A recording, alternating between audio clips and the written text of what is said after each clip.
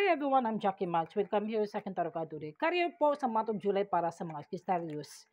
Ito'y pawang gabay lamang po ito na sa taas ng ating pagtiwala sa ating Panginoon at be minded po sa aking mga readings. Okay? Ano po yung mga career sa Sagittarius po? The Three of Wands, may mga planning kayo pag abroad, travel in abroad, kailangan ayusin mo, pagtatrabuhan mo, be patient, may kukuha sa'yo, may tutulong sa'yo. Po dito guys, successful ka daw sa iyong career mo at magandang kaganapan na may mag-offer sa'yo ng career job opportunities na may bibigay sa'yo. May tawag, text, o po dito guys sa ibang bansa, o pwede mga kaibigan o friends o kakilala, kamag-anak na tutulong sa'yo. So maghintay sa tamang panahon. Balang araw, makukuha ka din yung lahat makamit mo sa pangarap mo sa buhay. May pagta-travel po. May mga mission kayo na kailangan mong pagtatrabuhin o tatapusin. The Page of Cup, masyado kang sensitive.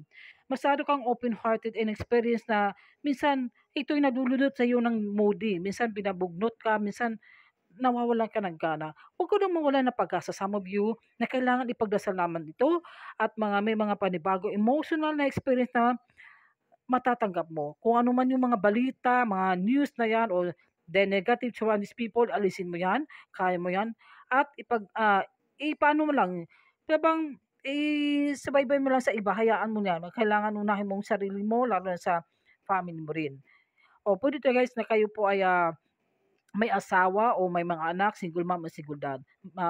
Some of you, meron kang makikita na darating na new person coming towards you. Pwede to guys, soulmate mo o makakaroon ng romantic encounter some of you.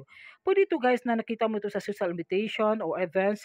Pwede to guys na ikaw yung po ay may mga psychic abilities. Pwede kayo manghuhula. Pwede kayo guys mga guidance counselor. O pwede to guys kayo po ay president ng CEO.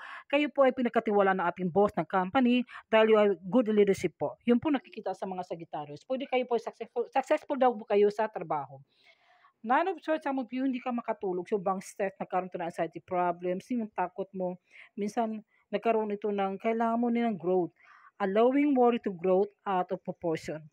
Kailangan ay matulog ka na maayos. Sa self-care, self-love, focus ka daw sa iyong sa kakayahan mo, sa ginagawa mo, think positive lang po. At wag kang mag-isip ng mga negative surrounding people. Alam ko may mga toxic na nangyari sa iyo, kailangan alisin mo yan sa buhay mo para maayos yung lakad mo. Huwag ka namang walang ng pag-asa, guys. May mga ibang bansa na tatawag sa iyo, matutulong sa iyo, may mga opportunity na darating sa iyo. Huwag ka lang daw magpa-stress. Kailangan magdasal lang po. Thank you. Bye.